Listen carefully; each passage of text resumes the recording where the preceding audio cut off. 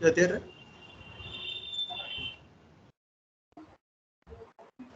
Yeah, so I guess it's now over to Ankan to start.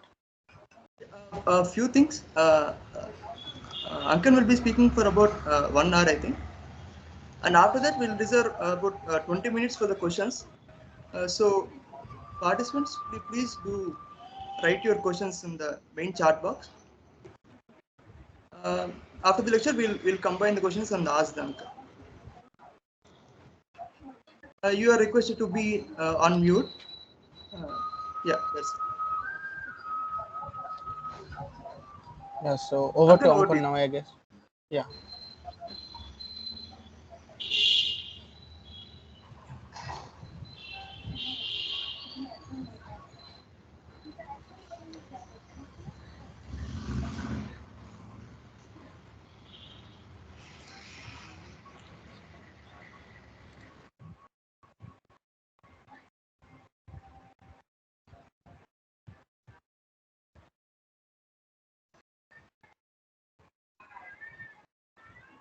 Ankan, you can start your lecture.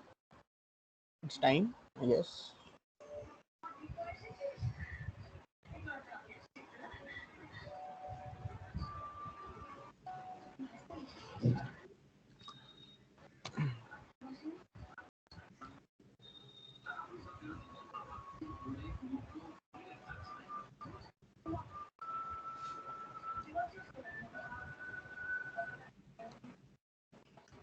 Okay, hello everyone. I am Ankan Kaur and I will be presenting complex numbers in this lecture. The basics of complex number, and if time permits, we will be forwarding to some uh, complex geometry as well. So better not waste time and let's start it.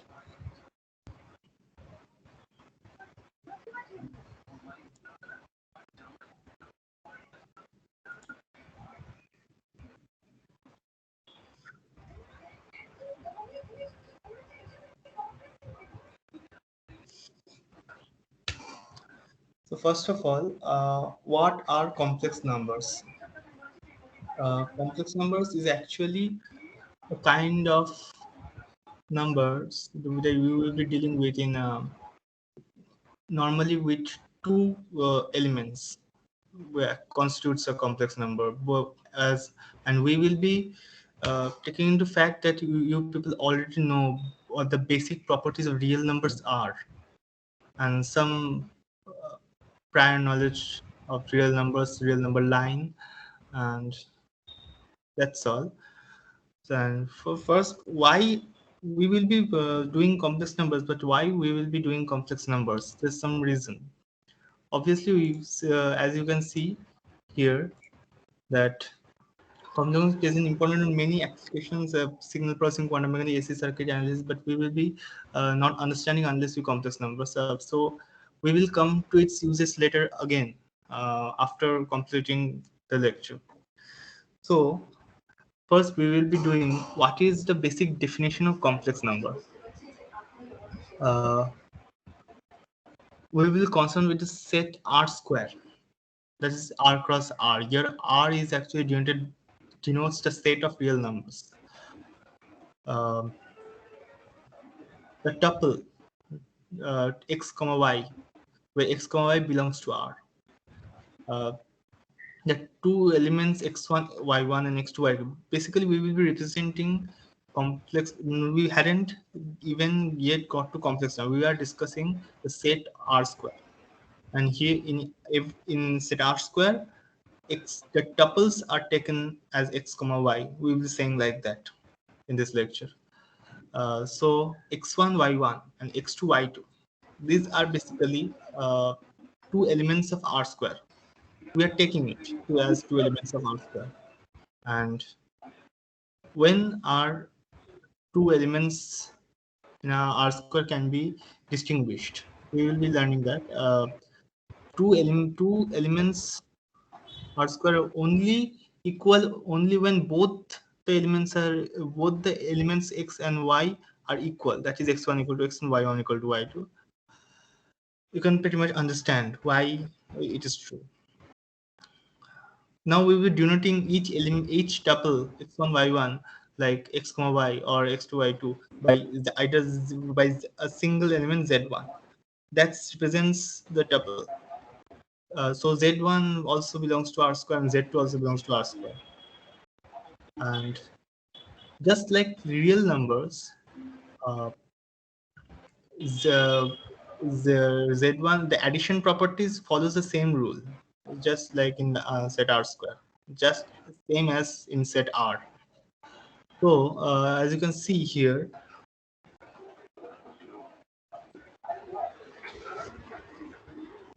this basic properties is actually being followed. Each element of the tuple gets added, and the resultant is indeed belongs to R square. And you can see that it's the same as x1 plus x2. X1 belongs to R and x2 belongs to R. So x1 plus x2 also belongs to R. And same as y1. y1 plus y2 also belongs to R. So addition property is actually closed in R square. And for the operation of multiplication R square, z1, z2, this basic formula actually follows. And you can see that as x1 and y1, x2, y2 all are belongs to R. This term also belongs to R, x1, x2 minus y1, y2. And x1, y2 plus x2, y1 also belongs to R. So indeed, z1, z2 belongs to R square.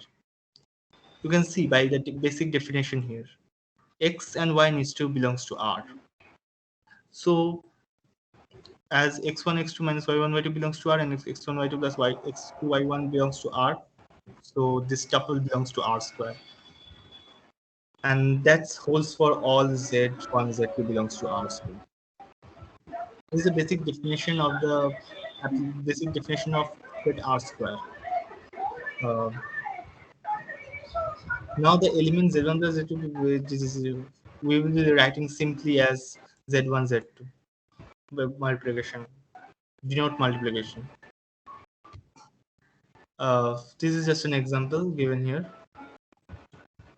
This is just an example. You can see that I had taken these integers, real numbers, irrationals, some rationals, taking all that into one example so that you can understand every kind of rational real numbers are allowed, and just that this final result is belongs to R square. Just now onto the definition. The set R square together with operation of addition and multiplication is called a set of complex numbers denoted by C. Every element z equal to x comma y belongs to C is called a complex number. Now this is the formal definition of complex number. Now we will not be calling anymore like R square numbers belongs to R square. We will be calling simply as this number belongs to C. That is a complex number, and we will be denoting C star uh, as C minus 0 comma 0, only leaving the element 0 comma 0 from the complex number set. That is C star. Now, as we have learned what is a complex number, we will be moving on to its basic properties, its usages. Well, we will be doing usage later, but how to use it, how to implement complex numbers, we will be moving forward with that. The additive properties of complex numbers. Uh, it's almost same like any other real numbers, like, but there are some differences. We will be pointing out that, like z1 plus z2 z2 z1, you can totally understand that x1 plus z1 plus z2 is resulting into x1 plus x2 comma y1 plus y2. That's the same as z2 plus z1 because real numbers are commutative, so x1 x2 will be commutative. So in all z1 and z2 will be commutative. And similarly, associative. You can also understand why this is also can be broken into x1 plus x2 plus x3 and x1 plus x2 plus x3. I'm talking about the first part of the complex number in here. And similarly, as in the next part, next element y, region, we will be also getting the same thing as those that belongs to R. For the additive identity, you can see that 0, 0, comma 0, because it's simple. Z plus 0 equal to 0 plus z equal to z. And that is true for all z equal to x, comma 1 belongs to C. About the additive inverse also, it's same. For every constant z equal to x, comma y belongs to C, there is a unique minus z. Obviously, you can understand x, comma y plus minus x, comma minus y will result in 0, comma 0, right? And here, whenever I say z equal to 0,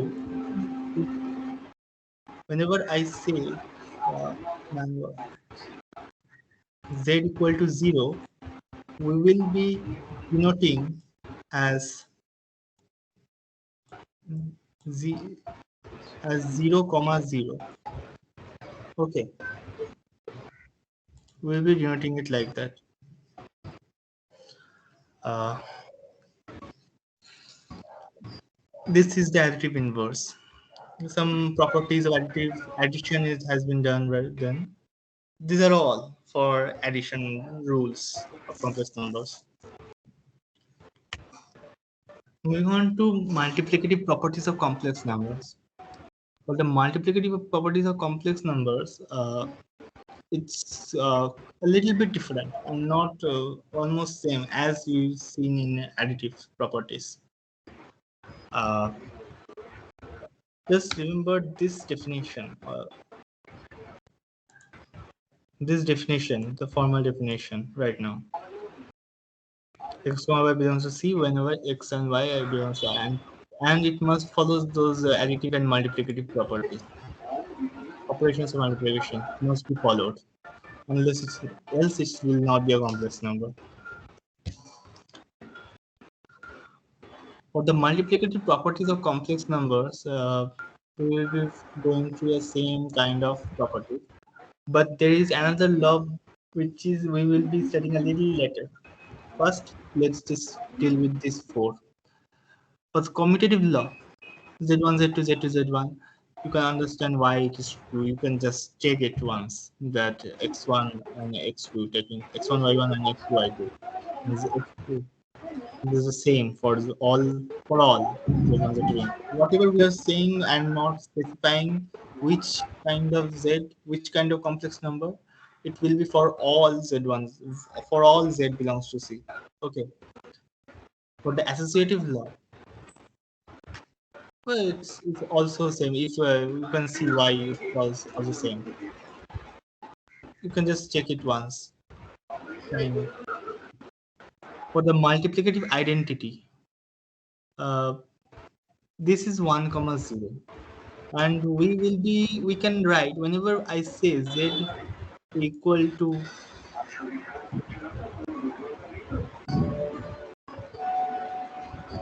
actually too much noise is coming from someone.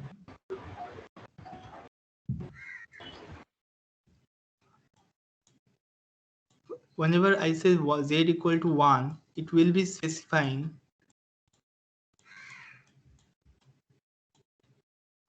okay. In comparison, whenever I say z equal to 1, this 1 will be specifying 1 comma 0. Only when I say 1 is a complex number, this 1 is a complex number. Okay. Else it will be taken as real number. If I say 1 is a complex number, it will be 1 comma 0. We will be specifying like that. Till now we hadn't introduced the algebraic formation of algebraic form notation, not formation, algebraic notation of complex numbers. Then we will be understanding why we are specifying 1 as 1 comma 0, 0 as 0 comma 0. Well, 0 as 0 comma 0 don't need algebraic notation. For multiplicative identity, it's the one. We understand why, because x1 x comma y into 1 comma 0, what we will be getting x into y plus 0 into x, y. Well, the second part will be 0, and the second part will obviously be 0 because 0 will be multiplied in both the elements. For the multiplicative inverse, Okay, the multiplicative inverse is actually complex. We will be discussing this multiplicative inverse here. Um, how to find the multiplicative inverse. It's not easy because it's not only just in what we get in real numbers. X into X inverse. I don't know why that's happening, but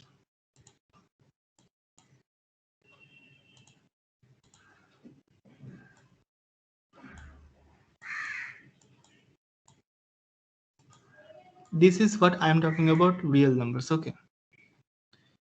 Here x into x is equal to 1, then we get that x inverse is equal to 1 by x in case of real numbers, but in complex number it isn't. For complex numbers, just define it like x dash y dash belongs to c. Just here no value is given, it's just defined.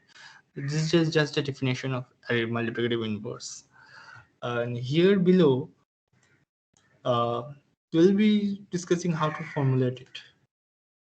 You can see z inverse is equal to x dash y dash. We can just okay, additive inverse can be taken only when in the domain of C star. What is C star? C, the whole set C excluding the element 0. Well, here 0 means 0 comma 0. Excluding the element 0. Because inverse of 1 by 0 it doesn't usually matter. It's same as real numbers. Okay, it doesn't matter. You will see why. Here it's written and implies x not equal to 0, y not equal to 0. Yes, because not equal to 0 comma 0 means x will not be 0, y will also not be 0.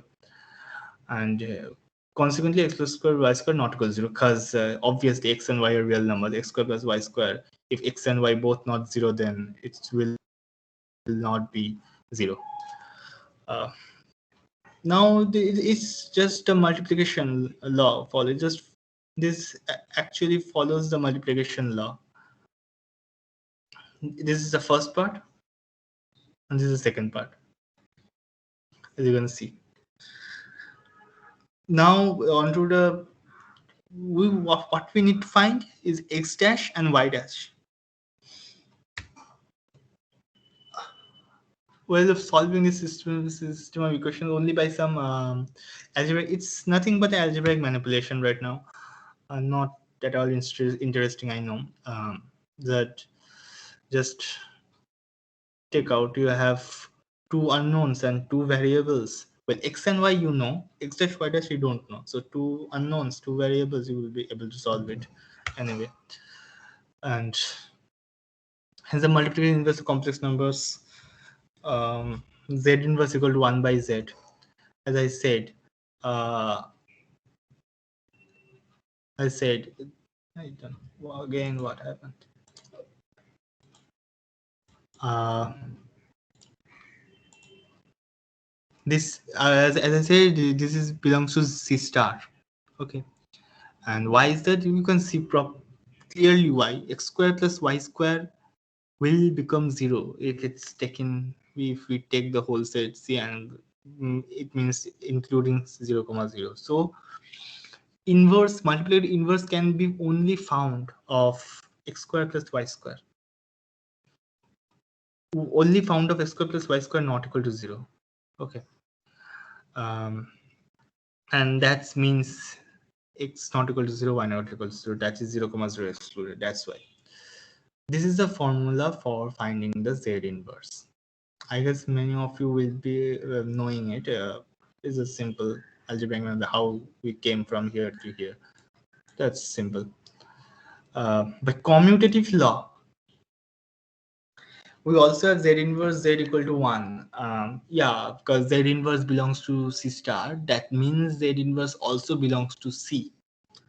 Z inverse also belongs to C. Okay. Uh, that's why commutative law will follow. So z inverse z equal to z inverse equal to 1. And here 1 means 1 comma 0. Okay. Here 1 means 1 comma 0. Two complex numbers z1, x1 and y1 and belongs to C, and z equal to x y belongs to C star. can be uniquely determine a third number called a quotient. Yeah. Why we studied the inverse to understand the uh, quotient. Just that is z1 by z. You can definitely divide z1 by z as z1 into z inverse. It's simple. Finding inverse, you can just multiply these two complex numbers and get the quotient. That's all. You can see this is just a use of multiplication law. And as this is a closed, as the multiplication is closed under a complex number set, this will be also belongs to complex number. That's all. You can, this is multiplication. Well, you need to remember this. Probably we will need it in the next lecture. Not next part of the lecture. Well, these are normal properties you need to know, like z to the power n, z1, z2 plus n, just like normal. This is pretty normal. You can see y, just multiply it. Multiply x comma y with again with itself. That's simple. It's some kind of notation, and it's just a inverse z to the power minus n. That's just a inverse of z to the power n. That's why m minus n. That's, and this actually comes from here, just multiplying z to the power m n times, and z1 z2 whole to the power n. That's all. Z1 to the power z to the power n. Well, this is normal. Obviously, because multiplication law is by the multiplication law, you can totally check that this also belongs to C.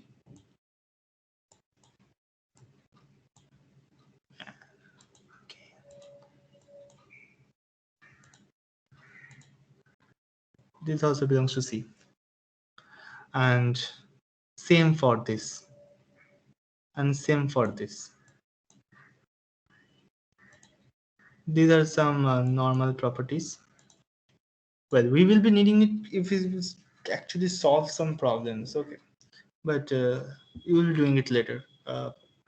That's not a problem. Um, okay, the next thing that is includes uh, both involves both multiplication and addition is actually a distributive law. Well, you had heard in real numbers what is a distributive law, and you can totally see that this law is same as the distributive law, and it's for all complex numbers. Z1 z2 plus z3, z1 z2 plus z1 z3. And the above property of addition and multiplication show that the set C of all complex number together with this operation forms a field.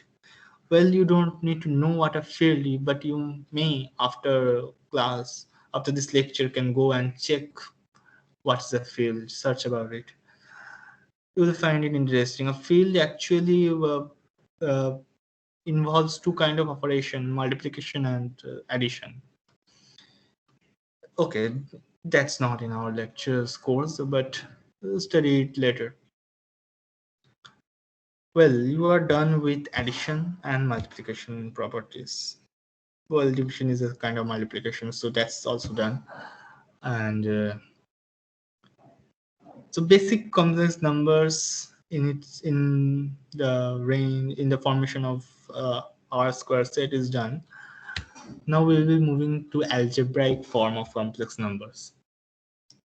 Well, algebraic form we all probably know that it's just x plus yi form. Well, I square is equal to -1. This is actually brings about the idea of complex numbers more clearly. What is I square equal to -1? And what is I is equal to root over -1? Well, I is the main topic right now. And Any complex number can be uniquely written as this. Well, obviously x and y are unique.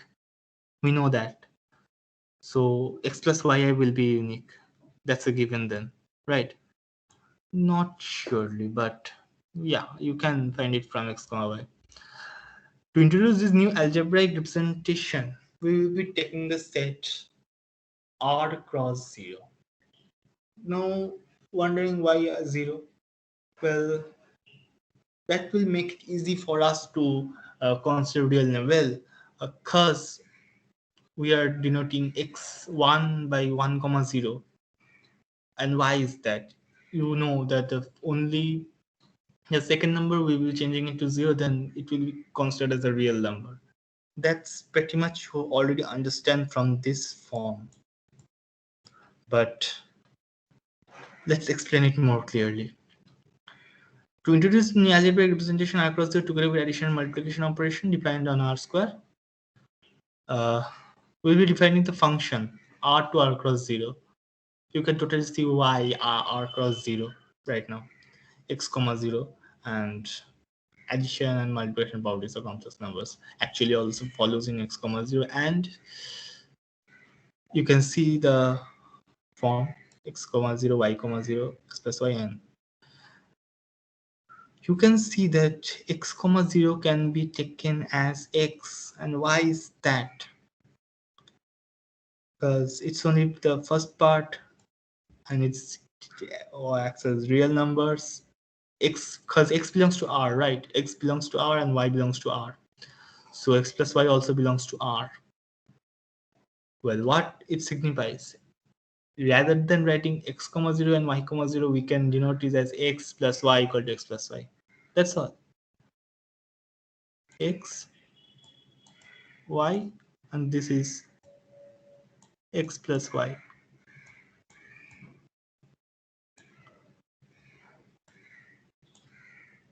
Okay, this is just the addition of real numbers.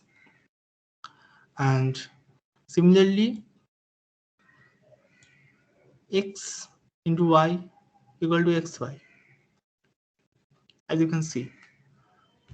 So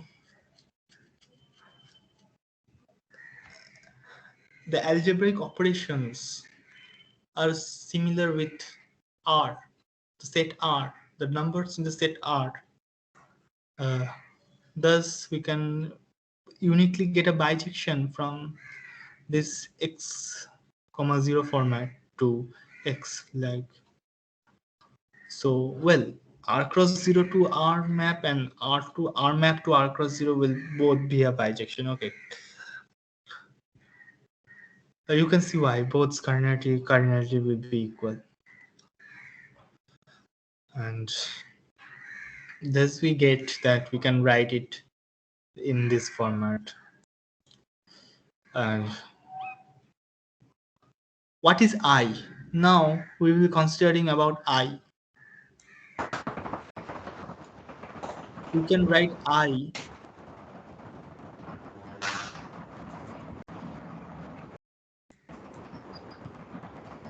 Some noise is coming actually. Well, I equal to 0, comma 1, and y will is that uh,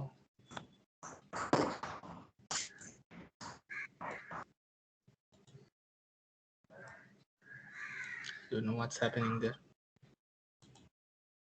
Well, leave it. Uh, we can see that 0, comma 1 and 0, comma 1 equal to minus 1, comma 0 from here, and that leads to what I is equal to 0, comma 1, and I square equal to minus 1. Well, I said whenever I said taking an element that here minus 1 is actually minus 1 comma 0 if we say minus 1 belongs to C, and in algebraic representation it will be minus 1 plus 0 I, where I square equal to minus 1 plus 0 I. Okay, you understanding, right? I square is equal to minus 1. Man, this is not all easy.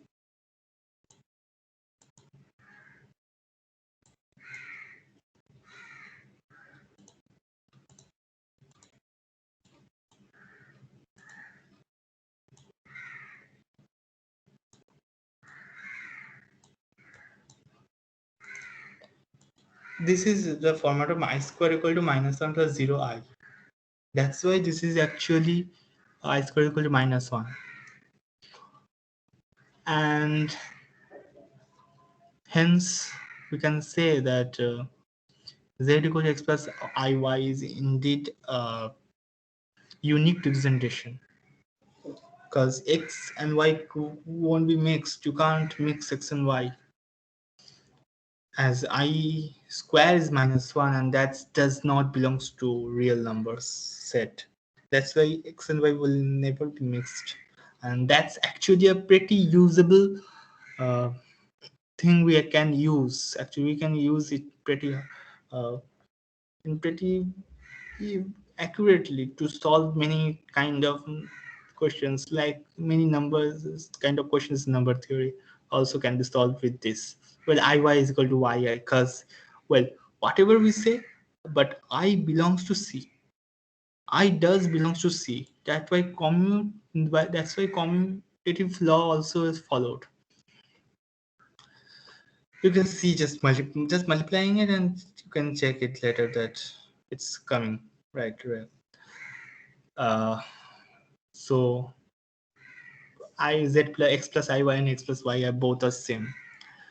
We can write the set of complex numbers as x plus iy, x and y belongs to r, and I square is equal to minus 1. And this is a pretty uh, formal. This is a pretty formal algebraic representation. Well, you can just remember this thing. Not this thing, you can remember everything, but just remember this form, and we will do the later sections with this. Okay, x plus iy, x comma y belongs to r, and I square equal to minus 1. That's all. Well, some relations of complex number.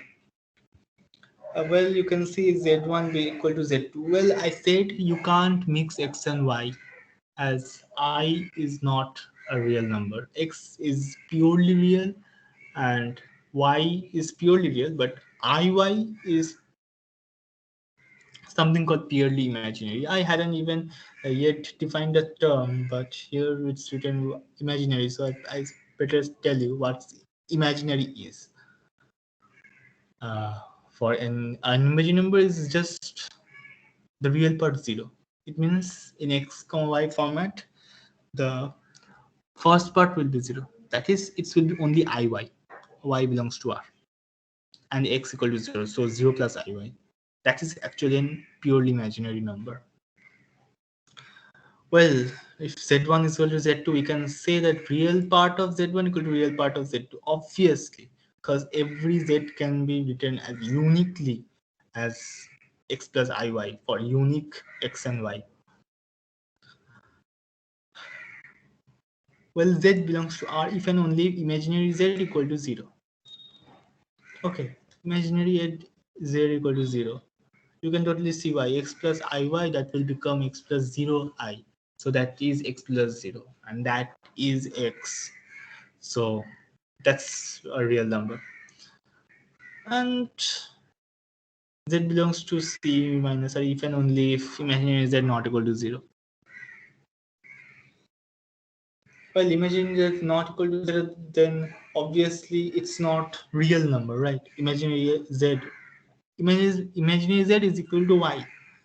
This imaginary z is equal to y, and y not equal to 0 means it's obviously not real number. It's not x plus 0 I, so it's not a real number. So obviously it will belong, z will belongs to cz, and vice versa is also true. uh,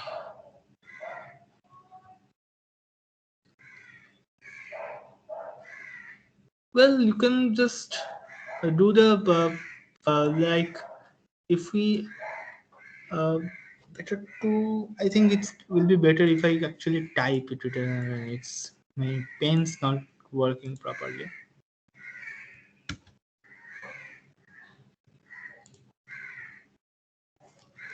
uh,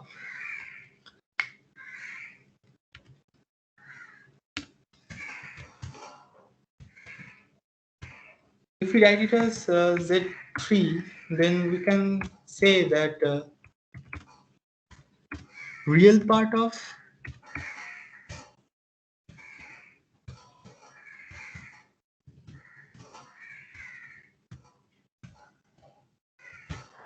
this is what Z1 plus Z2 equal to Z3.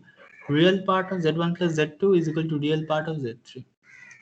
And same is true for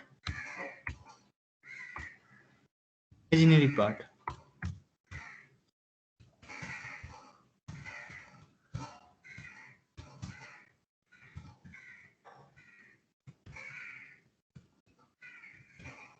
Okay.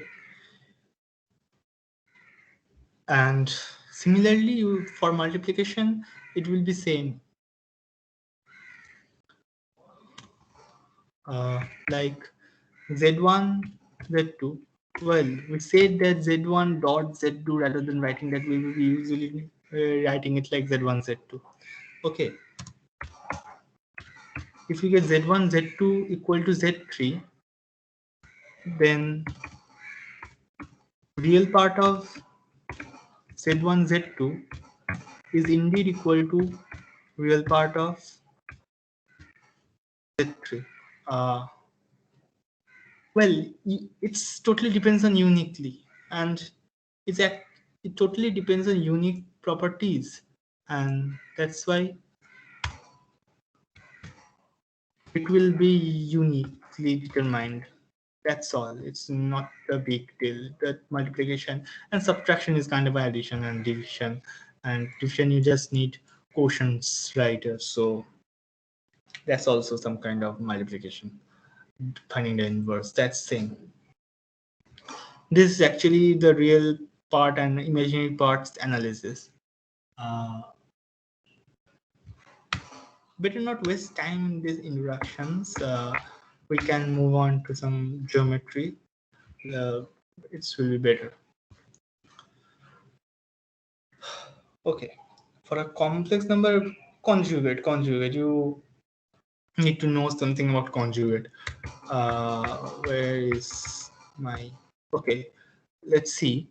Uh, Taking this thing, what is a conjugate? If we actually, oh no, you hadn't learned yet the geometric interpretation. Sorry. You hadn't learned yet the geometric interpretation. After that, we will do that. For a complex number z plus x square with number z, just the imaginary part is the sign of the imaginary part is just reversed. Okay, in conjugate of complex numbers. Uh,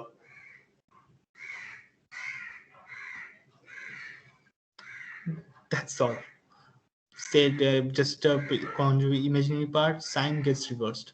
For real number, it is indeed itself the conjugate of itself the conjugate. Okay, z is conjugate to z equal to z inverse only when imaginary is z equal to 0. You can see z equals inverse holds if and only if it's written z belongs to R, and every complex number z the relation z equal to z. This symbol is just means conjugate subconjugate. That mean this just mean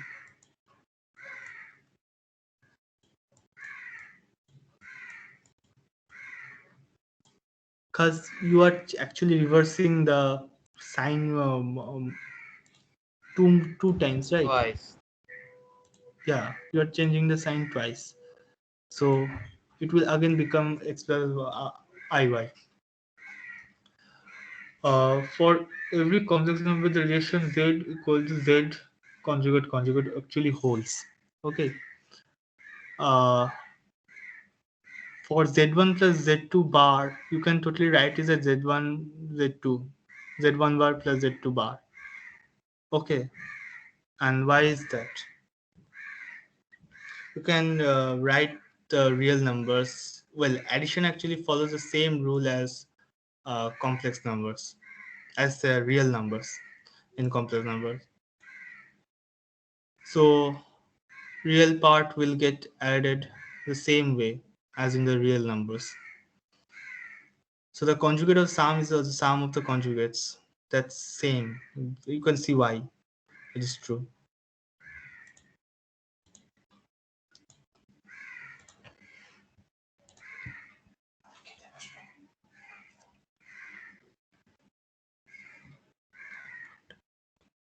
And for the multiplication part, you can see that uh, you can also do the conjugate y is that it's not obvious.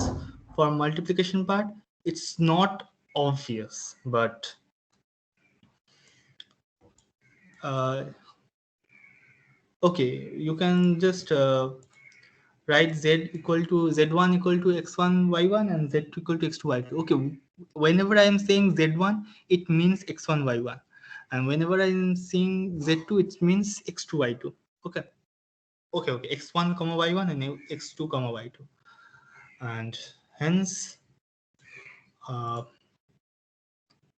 if you multiply x1 y1 x2 y2, you will be getting something like x1 y1 minus x2 y2, and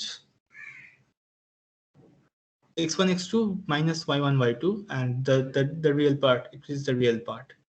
And so obviously if you take the real part of z1, that's x1, and the real part of z2, it will be x1 x2, and for the imaginary part you will be getting I square y1 y2, and I square what is minus 1. So x1 x2 minus y1 y2 becomes the real part.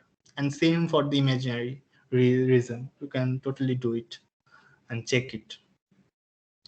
This holds uh, for every non-zero complex number z, the relation z inverse conjugate. Well, z inverse and conjugate. So you can see that inverse and conjugate actually works with themselves perfectly fine. Well, it's not obvious in first sense, but this inverse and conjugate, these are some kind, we can take it as some kind of operations or some kind of functions. Okay, so this for functions can be interchanged, like just like f of gx equal to g of fx, like that. This is some kind of that kind of function. Okay, and division is some kind of multiplication the same way. So z1 z2, and we said z inverse, so z, that division is actually multiplication by inverse. So this is nothing but the combination of previous laws, previous properties, actually, not, sorry, propositions, as written to propositions. Okay, the and you can see why this is true. Z, oh, I don't know why it's okay. This actually not written right. This is actually z plus z conjugate and z minus z conjugate. Okay, this is not written right here. uh, z plus z conjugate by 2 and z minus z conjugate by 2i. Why 2i? That's an extra I multiplied, right? You have to divide by I. Okay, you can divide by I, obviously, because I belongs to C star. Okay, I belongs to C star. So obviously you can divide by I. So, and for all, this is true for all z belongs to C. You can see why, because why the only the imaginary part gets reversed. That's why. Well, we are done with conjugates basic property. Okay, no, not the basic, almost all properties, all propositions. Depending on this proposition, many new uh, corollaries or theorems can come, but all the propositions are done. Some properties are done. For modulus. Okay, why you should be needing conjugate in modulus idea also? Um, well, this is basically root over x square plus y square. Well, in when you will study nth dimensions, okay, no, you hadn't done okay, let's leave it. You will be, after geometry prop interpretation is done, then I will do it. You can see modulus x square plus y square, and this is actually the x plus yi, and you can write it x plus y square. This is actually the formula of modulus in algebraic way. And obviously, you if you plot it in graph, you will be getting the distance from the origin. More discussion on the later part. And this is just an example. And now real z belongs to minus mod z to mod z. Obviously x square plus root over x square plus y square is greater than x.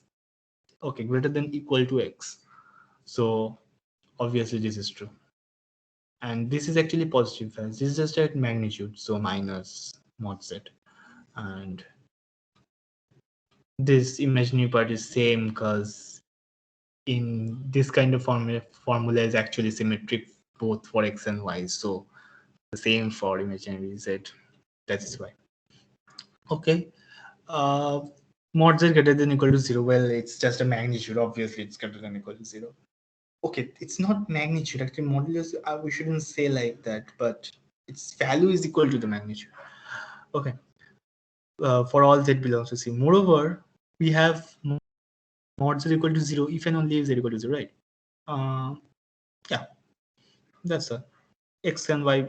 Well, this 0 means 0 plus 0 I or 0 comma 0. Well, it's obviously, you can understand. Whenever I'm saying z equal to 0, it means what I said before, 0 comma 0. Mod z equal to minus of mod z. Well, root over minus x square plus minus y square. Okay, minus x whole square plus minus y whole square. That's same as x square y square. This is almost known. And conjugate x square plus minus y whole square. That's same. Done. Z into z bar equal to mod z whole square. Well, you will be needing this thing.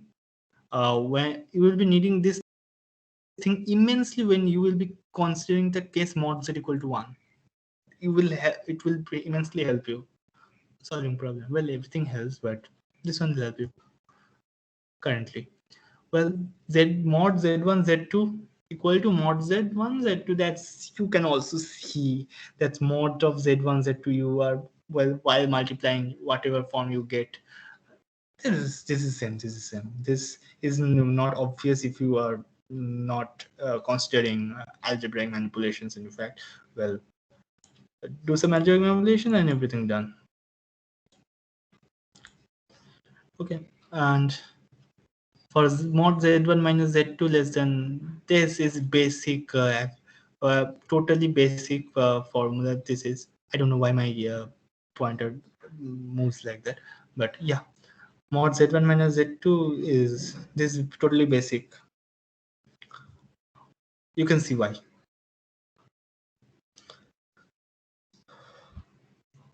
This same as real numbers actually. Mod of z inverse is equal to mod of z whole inverse. Okay, properly you are not saying this. Okay, mod of z inverse equal to mod of z whole inverse, and that's true because uh, z into z inverse is equal to 1, right?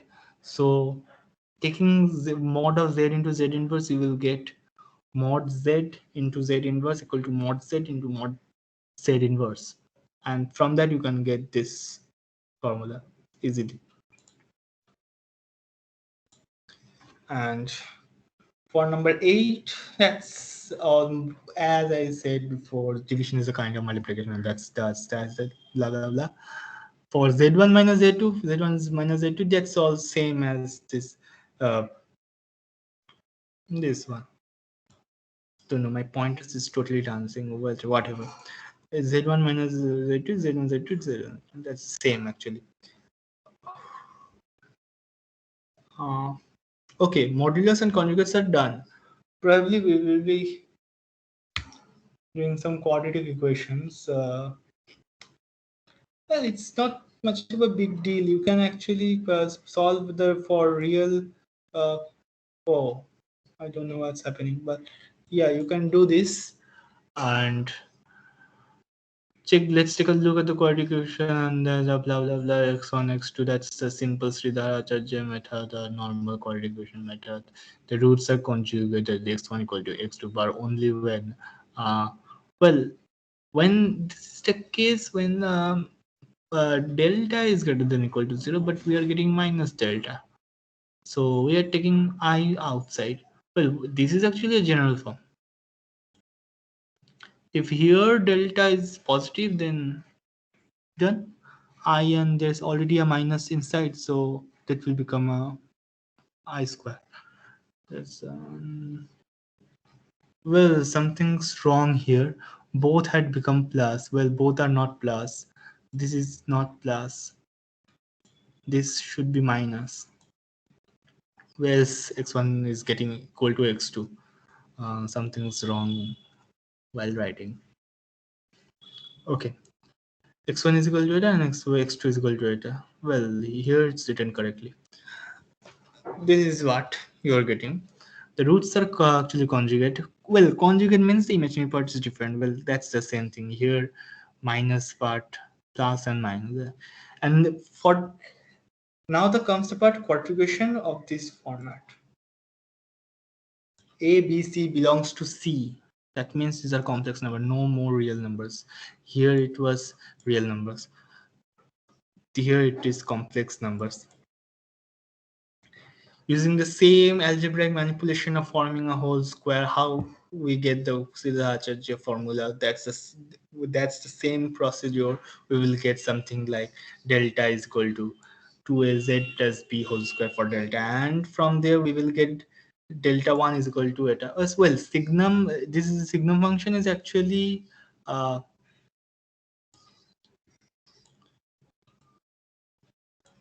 don't know, my pointer is dancing again. Signum function is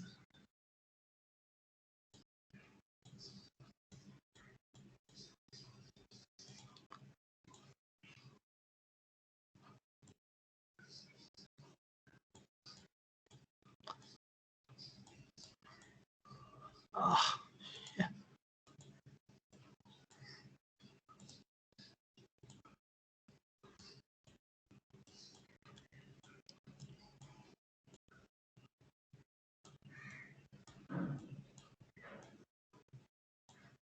Okay, you got it right. Signum function is mod of n by n, and you can get that the value is usually uh, either -1 or +1. This is a discontinuous graph. Well, this is a discontinuous function, and so mod of n by n, it obviously it will be +1 or -1. Okay, but that's all. From here we can see that delta square is equal to u plus vi. Okay, just uh, take it we as we had here considered. So we can just square it and we will get u plus vi to check. This is actually a double checking, right? Finding and then checking, blah blah blah blah, and then you will be getting, okay, where do we get this formula? Remember this one? From here we will be getting, and we had found out what delta 1 and delta 2 are, so we get this. Well, delta 1 comma 2 means taking two equations, so that's and from there you can see that this is actually analogous to what we found in real numbers, so obviously this will be same, and z1 z2 is equal to c by a.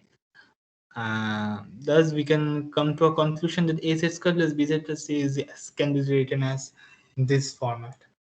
And yeah,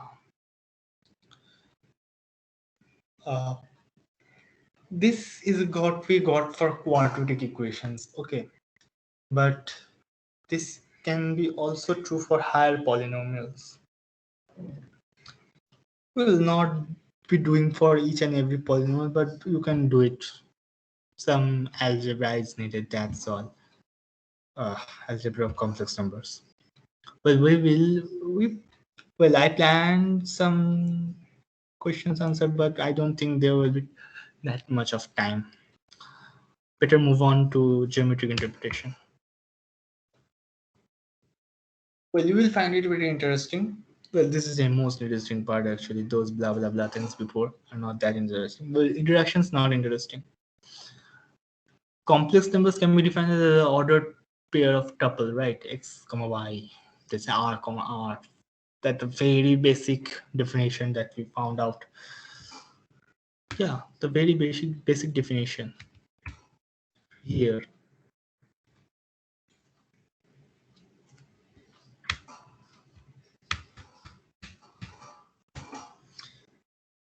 R cross R. We approach complex number data and corresponding to point data. Will be corresponding this to a point, a particular point in the plane, and this plane is known as Argand plane.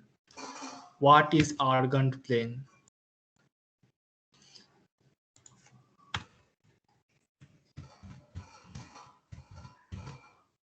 Argand plane, okay. Probably the spelling is correct. I am pretty bad at spellings, whatever. This is actually Argand plane or Z plane. Well, this is X, this is Y, imaginary axis. Y is imaginary, Z equal to X plus Y. As you can totally see, this point will be denoted.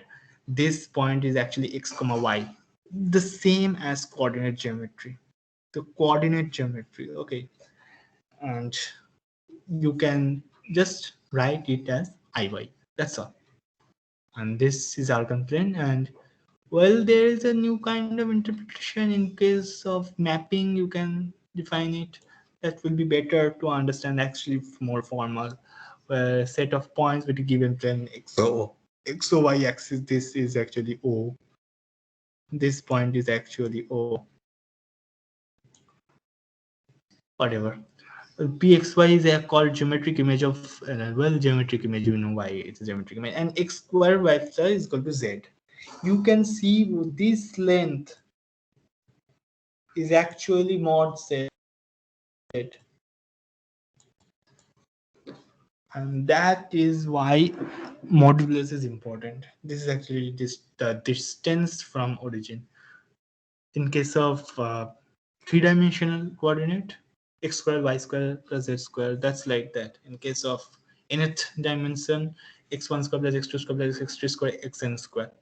And that's all are actually some distances, some kind of distance analogous. And here mod z is the distance analogous, as we did in previous. Geometric interpretation can totally tell us this is actually a distance from origin. Not say distance from origin. This value is actually equal to distance from origin. Mod z. Okay. This is actually denoting only the position of x, y. This is denoting the geometric interpretation. Okay, the y part becomes reverse. That's why it's actually a reflection along the x-axis. If we get time, we will do some. Probably we will not get time. We will do some geometric reflections over a line. This is actually the negative. What one is z and one is minus z. That is the additive inverse. Okay. Minus x minus y. So this is how it looks like. Obviously, it is same as coordinate geometry. You can totally see. A new term probably for you. Not probably. This is your. You can learn it later. The vectors. Vectors are nothing but a straight line that has one direction. Well, that is a pretty vague way to say, but for people who don't know what is a vector is, that is a vector. Okay, a straight line that extends in one direction and one end is fixed. Okay, here like O point is fixed and it is extends in one direction. Leave that. You don't know what two vector is. You just need to know that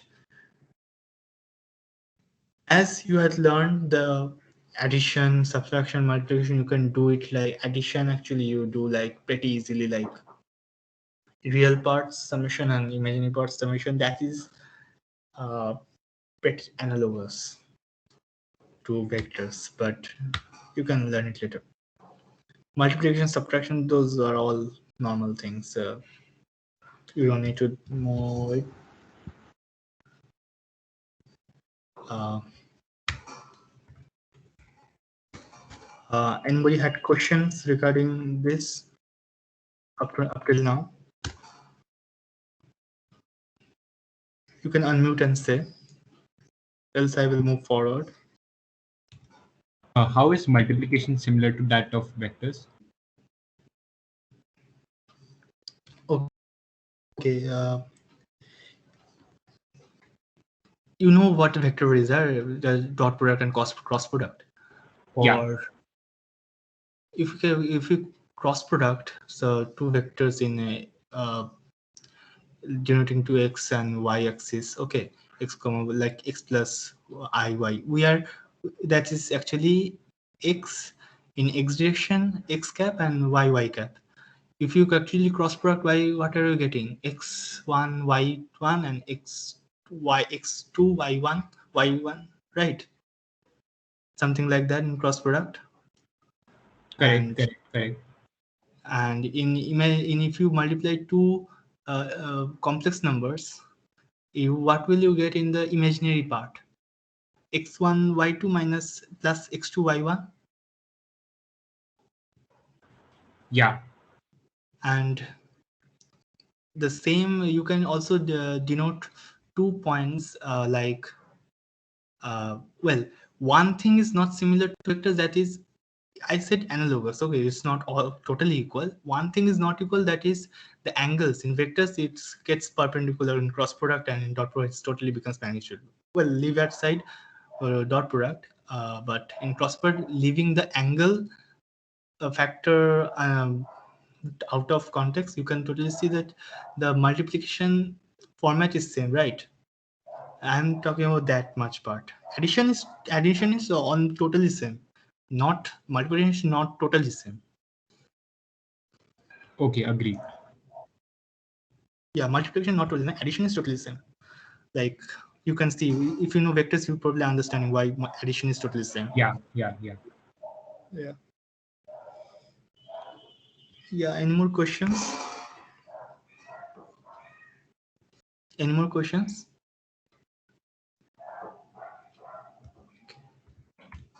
Okay, here I just, yeah. Anyone? Actually, Ankan, there is a discussion in chat. Okay. Rohan asks, complex number can also be written as 1 comma 1 comma 1, right? He says that. Yeah. Do you have Yes, anything to Sunshine say? has answered that in the chat. Yeah, well, isn't the complex number represented as a tuple of reals? Yeah. 1 comma 1. One belong is a real one. Also, one is a real. Right. So obviously, it belongs to R square, and addition and following addition and multiplication, it follows the propositions I discussed earlier. It should be a complex number. No, no. He asks 1 comma 1 comma 1. Okay, 1 comma 1 comma 1. Free. Well, Yeah, it's not a complex number. yeah, that's what. I have now. Okay, yeah, Rohan, is only that clear? a tuple of two real numbers. Okay. Reals is a complex, right? Yeah, Yeah, two real numbers, not three. yeah. No, but I was asking like one comma and then at y you take bracket 1 comma 1. Oh, yeah. That's not, because x comma y, both x and y belongs to real, and 1 comma 1 doesn't belongs to real. Yeah, but when you multiply like when you put y equal to 1 comma 1 and multiply it with I, you get like 1 comma 1 comma 1 equals to I only. Yeah, but No. that is not a correct representation, I think. Yeah, that's not correct representation. You are not multiplying with I. You are multiplying with 0 comma 1. How can you get 1 comma 1 in the real part, the second part? How can you get? You will be getting a real number, right?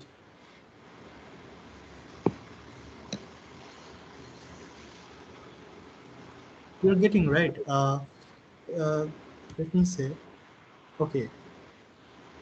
Just tell what you are saying. 1 comma 1 multiplied One. by No. One. Just take the number 1, 1, 1. 1 comma 1 comma 1. Right, like that. And 1, 1 in bracket. Second 1, 1. Yeah. Yeah. Now you No, put no. this in the formula x plus yi. X plus yi. So you will be getting 1 plus y means 1 comma 1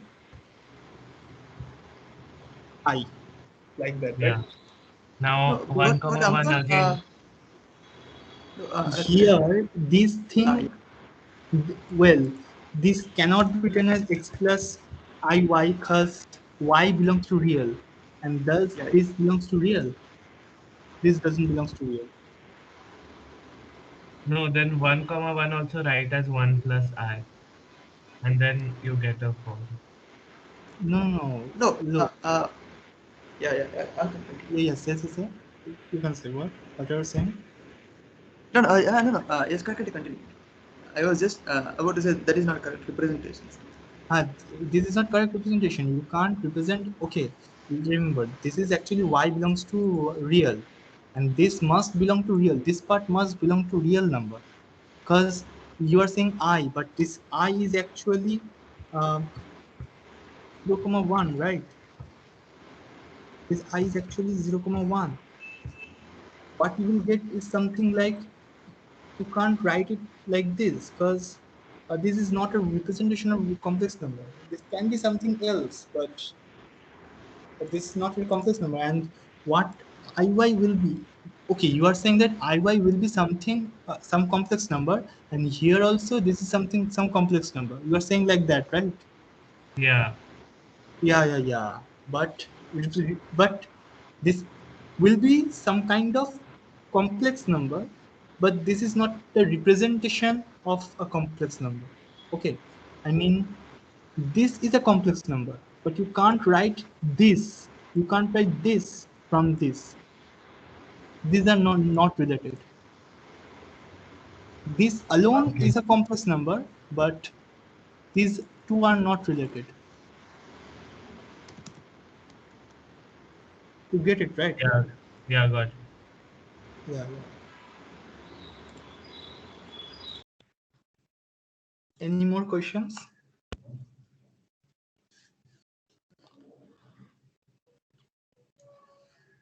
Uh, any more? Well, then I will be moving forward. Uh, Ankan, one more thing. Akadev asks, I can't understand why delta is written as 2az plus b whole square. Is that clear, or do you want, Arkadev? okay, Yes, sir, you have Akash. written it in the previous page. So that, yes, sir, here in this page, in the second paragraph, you have written delta equal to 2az plus b whole square. Why have you written that? Uh, well, you can totally. Well, this is actually Sridhar, using the Sridhar Acharya formula. Okay. Do you know, sir, have you solved the Sridhar Acharya formula by solving it, forming the Yes, sir, square? Siddhartha, so I know, but then we will be using b square minus 2ac, I mean 4ac. But here you have written 2az plus b whole square. Here, what have you taken as z? Z is the root. No. Z is not the roots. I am doing this formula. Okay, you can move aside the c on the right side and then multiply by 4. Okay, and multiply by a, and then add a b square on the other side, both side. You will get 2az plus b square on one side, and on the other side you will get the b square minus 4ac. Yeah, okay, got it. Yeah. This is actually the forming the square while forming. This is actually the how Sridhar Acharya formulated the formula, right? Forming the square. Then Yes, it is he, the completing the square method. This is actually the square form. Okay.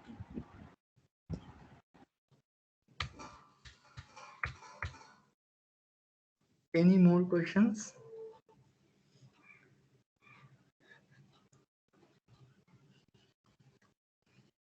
Okay, then I will move forward. Well, in the geometric representation in the argand plane, well, whenever I am drawing a complex number, okay, it will always be on argand plane. You can't write complex number, even though it is can be written as x comma y.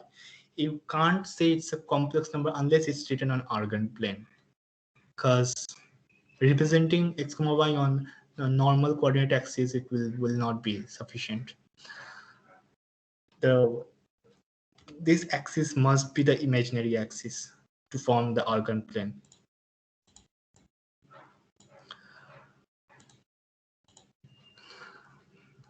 And this angle, you can see theta, that's what that is. Well, arctan is nothing but tan inverse. This means tan theta equal to y by x. Okay, this means tan theta equal to y by x. Okay, I'm not taking the k pi into consideration. Okay. Mm, not taking the k pi in consideration, but in this case it will be, well, k pi isn't for a general solution. For probably people know what all the solutions are, and this is actually one of the general solution regarding this picture. Okay, this looking pretty dirty, remove it.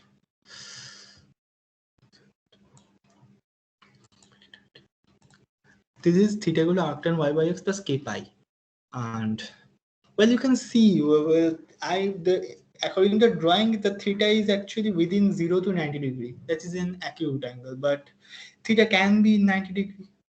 Theta can be an obtuse angle, and or it can be 180 degree, or even it can be almost equal to 360 degree. Almost equal to, well, if it's become equal to 360 degree, we will say it's 0 degree. Leave it. Well, for k equal to 0, you can see x greater than 0, y greater than equal to 0. For k equal to 0, that is the case when theta is acute.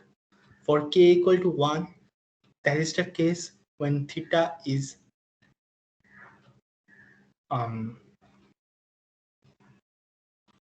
theta can be obtuse in case of k is equal to 1, as well as it can be greater than 180 degree.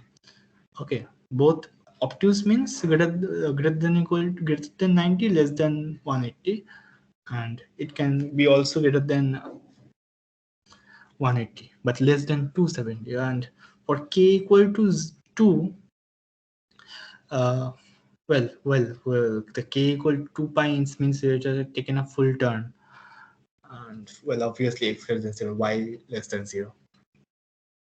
That means k equal to 2, it can be within the fourth quadrant and first quadrant. K equal to 2 means that's all. This is normal thing you can understand from coordinate geometry. And for k is x equal to 0, we get that theta is equal to pi by 2. Well, obviously x equal to 0, we will get y by x is undefined, and tan of pi by 2 is actually undefined. If you know trigonometry, you will learn it later, else you will learn it later. Well, whatever. Okay, that's pretty much thing. And don't get confused with arctan. That's only tan inverse. That is tan theta is equal to y by x. Tan theta is equal to 3 pi by 2 for y less than 0. And well, tan theta is also undefined in 3 pi by 2. You will understand it later if you don't already know trigonometry. Okay. Here some discussions on E is given. Here some discussions on E is given, but let's learn what E really is actually first. Okay, basically E is somewhat of a value. Oh ho ho. Well, here I haven't written, but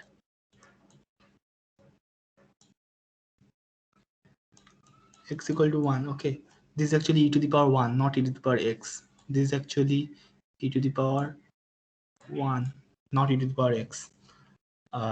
It's written wrong. It's written wrong. Okay, e to the power 1.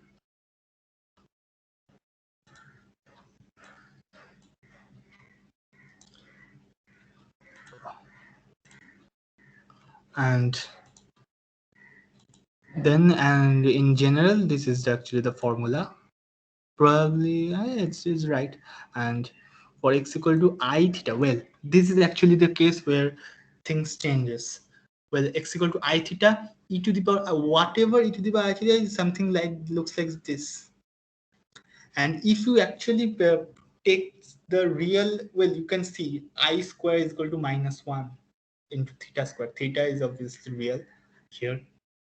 Okay, theta is an angle here, and theta is in radians. Yeah, in radians. I theta, and so obviously we're taking that even powers of I will result in something real. I square is equal to -1, I to the power 4 equal to 1, I to the power 6 equal to -1. That's why. That's why. And you can take the imaginary and non-imaginary part. You will get e to the power I theta. Well, no need to write it here. You will get e to the power I theta is in this format, cos theta plus I sin theta, like this. Well, this again wrong written here. This will be I sin theta. It cos theta plus I sin theta. And thus we get any complex number can be written in I e to the power I theta. Well, from this you can see that mod of e to the power I theta is of always equal to 1. Cos square theta plus sin square theta. And this is actually a notational symbol for e to the power x expansion. Okay, with this we can calculations pretty easy actually. Why we are making this calculation pretty easy? Well, as you know, this is actually the polar representation. Okay, r comma theta, r comma theta, that is actually polar representation. Well, just remember this form. Then to express iy r cos theta plus I sin theta. Why r cos theta plus I sin theta is always having a magnitude of 1, that's modulus of 1, so obviously the length must be, just in this case this is r, right? Magnitude is r, that's why r cos theta plus I sin theta. Any z can be written like this. And for multiplication, okay, addition, leave it. Addition of complex numbers, leave it, that's normal. For complex numbers multiplication, this is actually the format you need to know for easy multiplication. Z equal to z1, z2 equal to alpha b. So what do we get here? Two complex numbers multiplied. Okay, I had taken like this. If you take z equal to r e to the power I n theta, then cos n theta plus I sin theta. And why is that? Because I to the power n theta, right? And we just realized that this is actually something we got, and it z power n theta. So this is normal powers multiplication. So n theta, so this is format, and this is actually yeah, this is actually the Moivers. We are dealt with z equal to r cos theta plus I sin theta, then z to the power n equal to r to the power n cos n theta plus I sin theta. Okay, so de Moivre's, and the previous one was Euler's theorem, e to the power I theta equal to sin n theta plus, and the famous form is I to the power I pi equal to -1, as we know. For geometric representation, we can do it more like this. If this is theta 1 and this is theta 2, then what will this be? theta 1 plus theta 2. And where did we get that? And take the R1, this orange length is R1, orange line length is R1. Okay, and that be R2 and that be R3.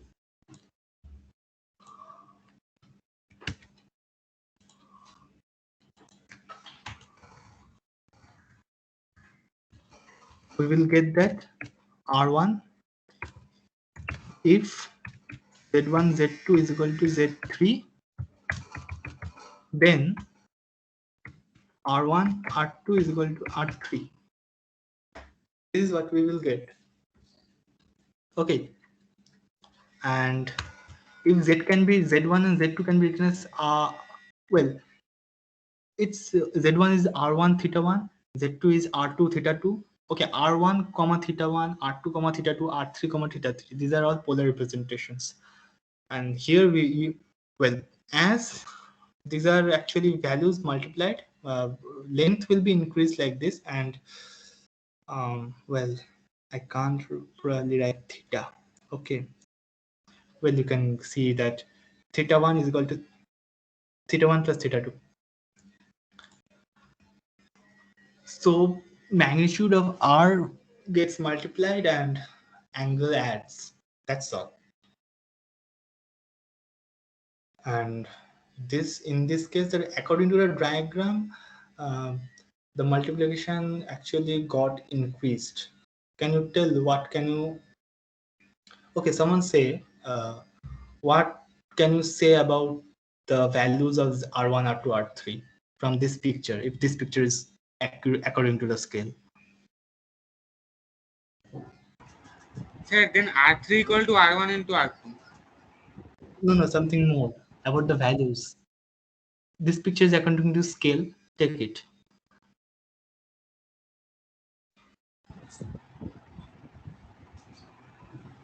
If the inner circle is 1 unit distance from the origin and the second circle is 2 unit distance from the origin, then R3 should be 2.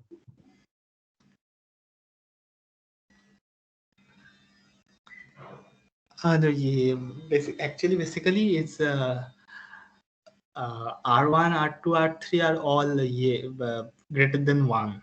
Okay, that's why it's getting bigger. That's what I was talking about, the values. But well, R1, R2 is equal to R3. That's all. That's normal. If if R1, R2, any of it value is less than 1, it will obviously decrease. The bigger circle will actually shrink, right? The radius will shrink. And probably, and any number, if you multiply with 0, it will totally become the up point with 0 radius circle, if we actually point out it. Okay, some extra details are there in coordinate geometry, in complex geometry, but probably we had no time left. Actually, I should have done it within 3 as per the host said, but I didn't got the time. Well, if this is a circle, then its conjugate will lie also on the circle. Okay, this much all of you understand it? You is understanding it? Okay, you can be interactive right now and unmute yourself all. Okay, this is the last part of the session.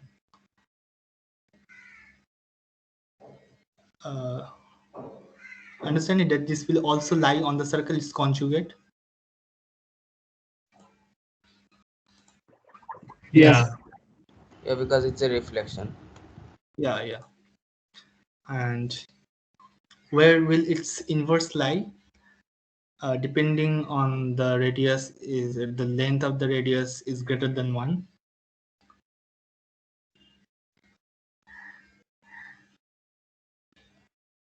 1, 0. No, it's inverse lies. 1, 0 is actually the multiplication of inverse and itself.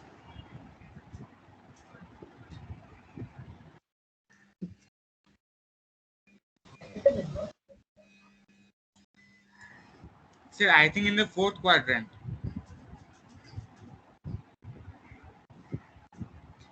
No, I mean outside the circle or inside the circle, like that.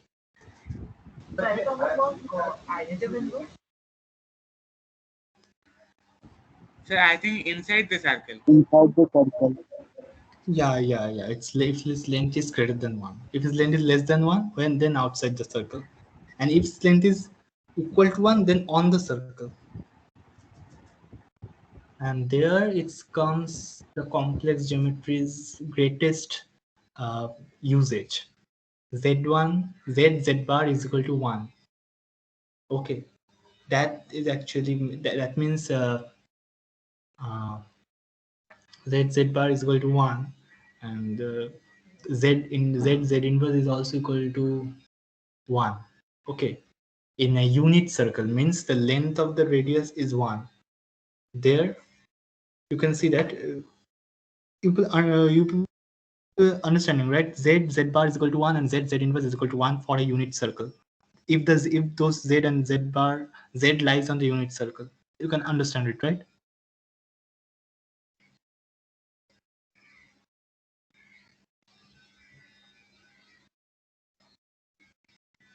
Anyone? Yeah, understood. Okay. So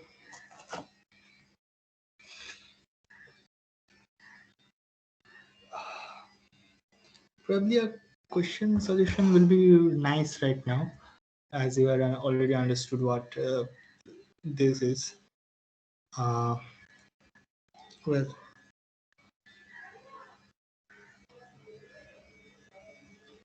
E raised to x is equal to e multiplied by itself x times. what did you say? I didn't got it. E raised to x is e multiplied by itself x times. E to the power x. Yeah. In Then case x is real. yeah, then if you multiply it by itself x times, you get that formula what like uh, 1 plus x by 1 factorial plus x square by 2 factorial. Yeah.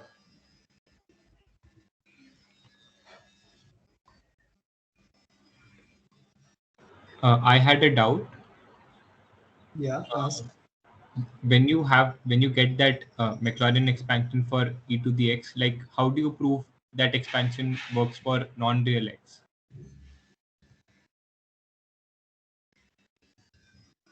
How that it works for non-real x? Well, that expansion formula is not like E. Actually, uh, exponential is actually a kind of operator, right? You know, right? EXP, like that, people write. That's actually a kind of operator. And in the definition of operator, it's not written that the exp of I am writing it EA is actually exp of something, that something must be real or complex. It's not written. It can be both.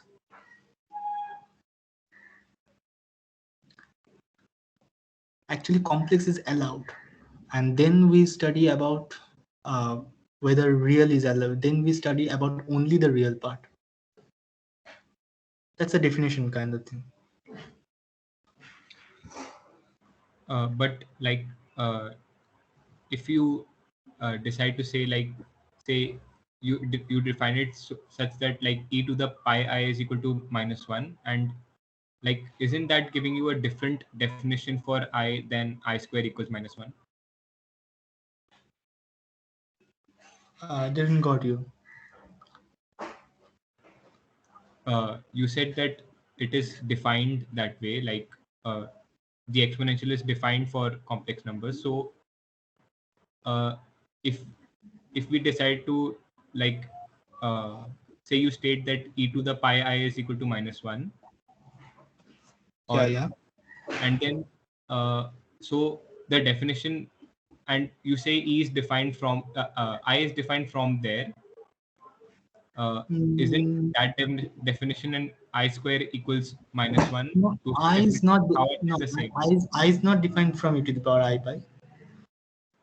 Yeah. So from I square equals -1, how do you go from that to e to the pi I? Like Oh, this okay. This is the expansion. Okay. this expansion is this expansion works for reals, right? So how do you No, no, this exception works for any number. I am writing E, but it's actually exp. Okay, this actually for any complex number. would you be able to prove it for me? Well, this is actually Euler's function, right? Uh, you can totally put any number. This is actually an expansion formula that's defined. It's not like I can't ask you like, oh, can you prove the summation formula, right? Summation of But No, I mean summation. Summation of I is equal to n into n plus 1 by 2. That's right. I can't ask like, can you prove summation formula? it can be proven, right? Like No. Oh, okay. You want me to add all this, right? Okay. You want me to add all this and no no prove no it no or no not?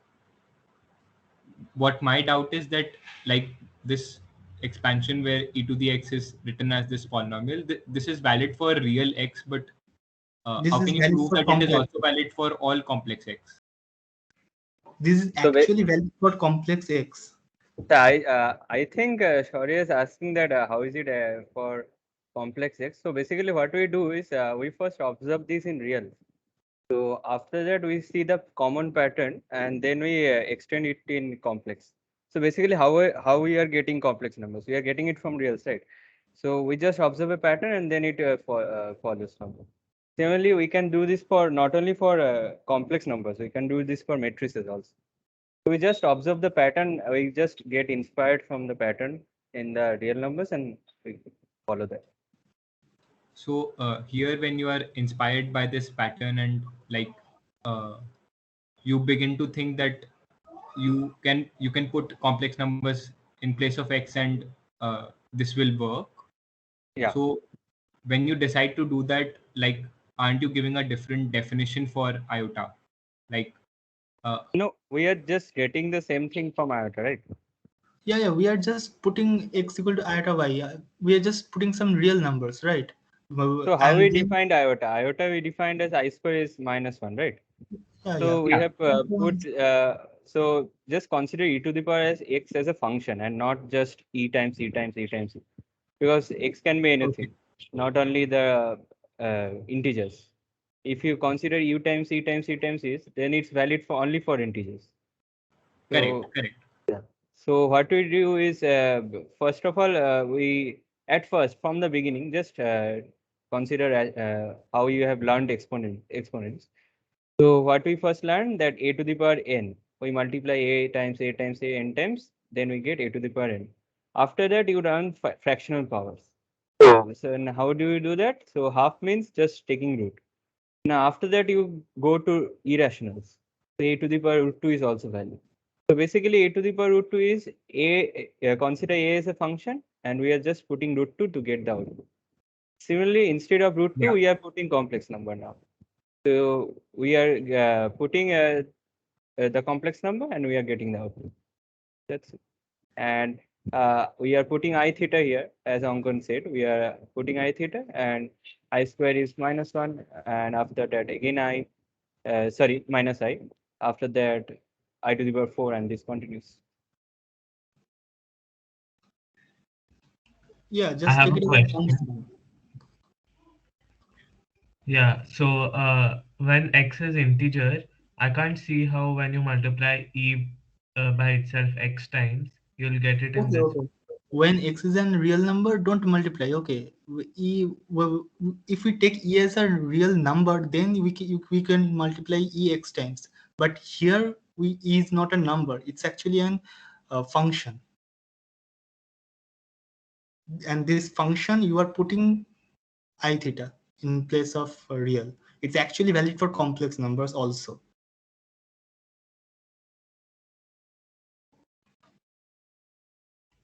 So when x is a real number and you multiply, You can just try it. You can just try it. For example, you take x as 1. Okay.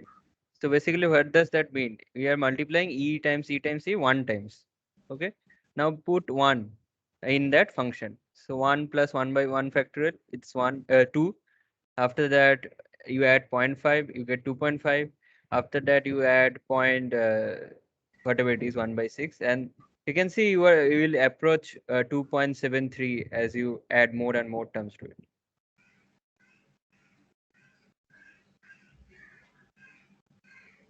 and when you put 2, it means e into e. Yeah. So No. When you put 2, it's not e into e here. Here we are saying it's 1 plus 2 by 1 factorial, 2 square by 2 factorial, 2 cube by 3 factorial, like that here. And Okay. indeed, it's e square. Indeed, it's e to the power e. It comes out to be e dot e. Yeah. That's where we were inspired first of all. After that, we exploited this fact and we extended it to a function.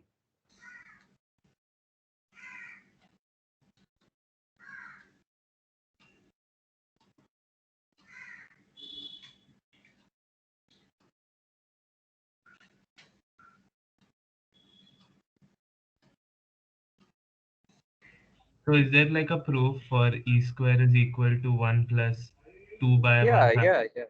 Yeah. You can prove it. You can prove it. Oh, okay.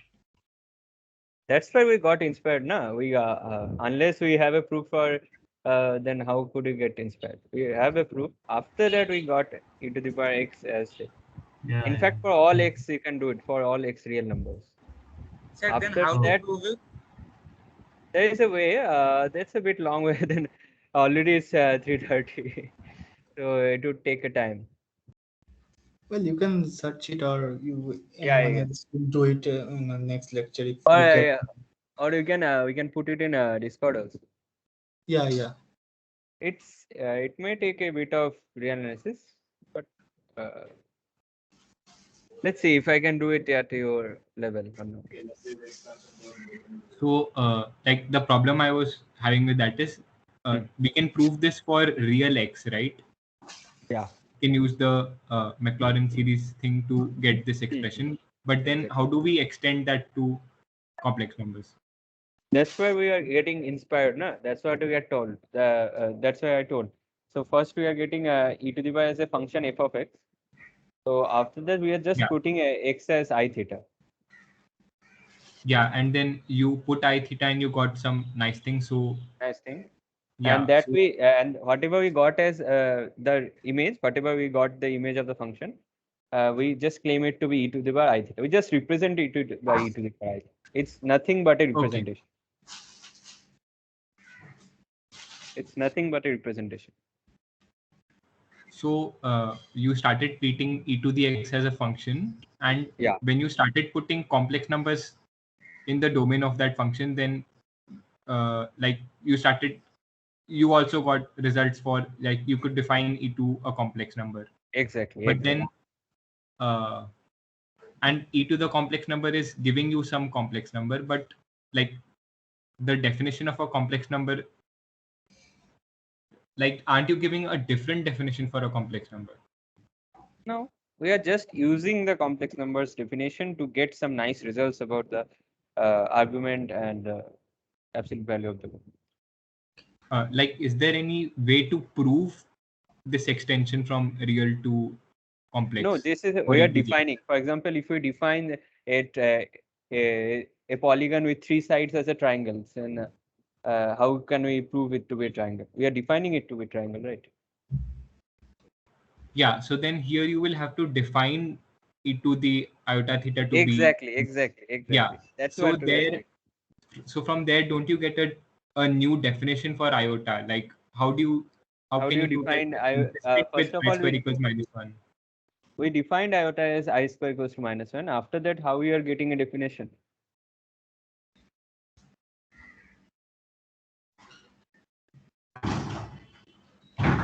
Okay. What I'm saying is ki, Okay. So listen. Exp is a function. Okay.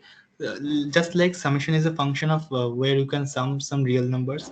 You don't ask why you are adding real numbers. Does it changes the definition of real numbers?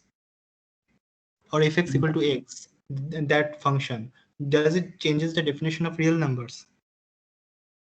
no, Not no.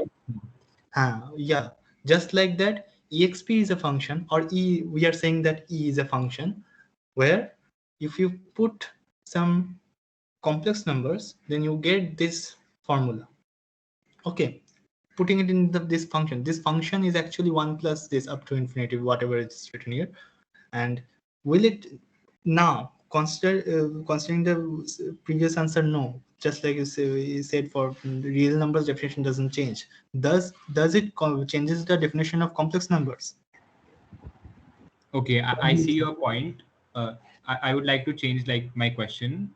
Yeah. In the beginning, when we defined this thing, we defined a complex number as a tuple, a two set tuple of real numbers, Yeah. and we gave two rules, that is one addition rule and one multiplication rule, when we multiply and add two complex numbers, two of those tuples. Yeah. So don't we have to include this exponential rule also? Like, since you said we just plugged in iota theta and we liked it, so we kept it. So won't you also have to say that e to the power x comma y is equal to some expansion? Like, isn't that also a rule that Yeah. you have to E to do the x when y you're y defining complex will numbers? E to the x y will form an expansion, but We don't need a definition for that, because we are used with only there's two definition we can get this expression, right? We're just using multiplication's definition and addition's definition. yeah, suppose you put 0 comma 1 in place of I in this expansion, you will get the same result as what I said.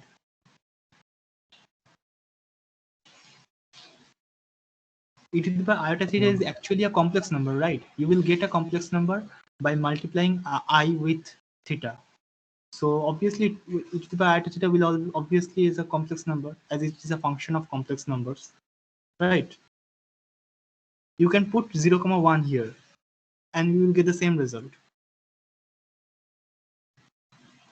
Yeah, but then, like, the when we say e to the x and we say its domain is reals, then we know what e to the x means. But when we start making the domain complex, then we have to do this extension Okay. stuff, The, right? here it is not to the power x. It's not something we write it like that, but it is not to the power what you are considering for reals. This is not to the power. This is f of x, like this is e of x, something like that. Say this is not to the power. Agreed, but like, how do you get to this using just addition and multiplication? Like, how can how can you prove this expression for complex numbers? We know the proof for real numbers. Is there a proof for complex numbers also? That's no, we are doing we are defining it, right? So you are basically claiming that polygon is a polygon with three sides is a triangle, and after that you are asking to prove it. Then how can we prove it? We are defining it to be a triangle, right?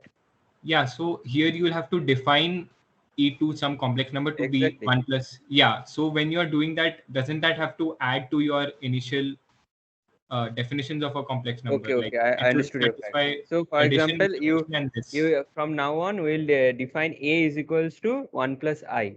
Okay. So now you have to prove it. Okay. A equals to 1 plus I. Will you have to prove it? No, what I'm saying is ki when we define complex numbers, we gave rules for addition of those tuples and multiplication of those tuples, but we did not give this rule when we. Yeah, we also I also didn't give this rule for a, right? But with addition and multiplication, I'm getting a. But now, do you claim that you need to prove a is equal to 1 plus I? No, it is defined that way. Yeah. Now we are getting to the point. So similarly, e to the power I theta. Okay, this is just a function. This is just a function. Take it as a defined function, a new function you are introducing with. This is not something old. Okay, it will be clear then, I think. Just take it as a definition. Basically, it's a So definition. you consider e to the x to be some new function, and then you say that for reals it's special, like it works just like an exponential. Yeah. Yeah, but it would again turn out to be exponential only, no? That's it why we are proving e to the power x is 1 plus x by 1 factorial x square by 2 factorial dot, dot, dot. We are proving that for real Okay. numbers.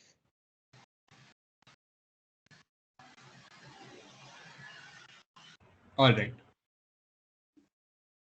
Okay, then, and also one thing that you have not joined with your roll numbers, I guess. Many of them have not joined with roll numbers. So kindly look at that fact for the next meeting. I don't have the option to change my name. Oh, you are joining from your Microsoft account. Yes. Okay, then Yeah. whoever is joining from Microsoft account, they don't need, but at least who are joining as guests, please try to do so. Okay, then it's already time. Exactly what Yeah. time? I would have already said something about Mandelbrot graph, but leave it for today. You can just see about complex number in Mandelbrot. Okay, that's fine then. Okay, then I'm Yeah, ending. so we end it here, and please join us for the next lecture. Thank you all. Thank you, Ankan. Excuse me. Yeah.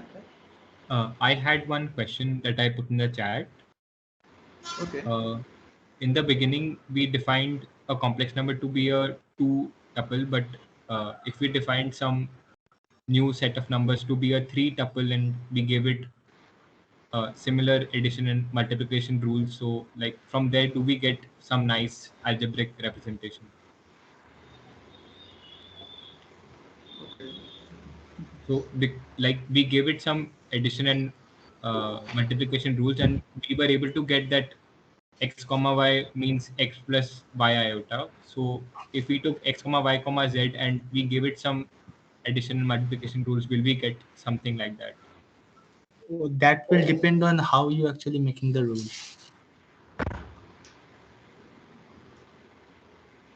So like, has there been any exploration in this area? Like, has someone tried different rules and There have is they got actually something nice? you can actually work with any kind of tuple, right? There are in you can work with n dimensions also. So there are Exactly. rules.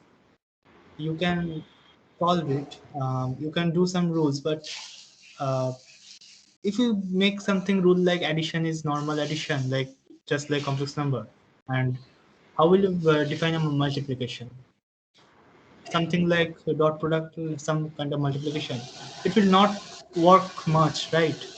Like vector in 3D is already or a 3D geometry is already a three tuple, but it doesn't, like 3D.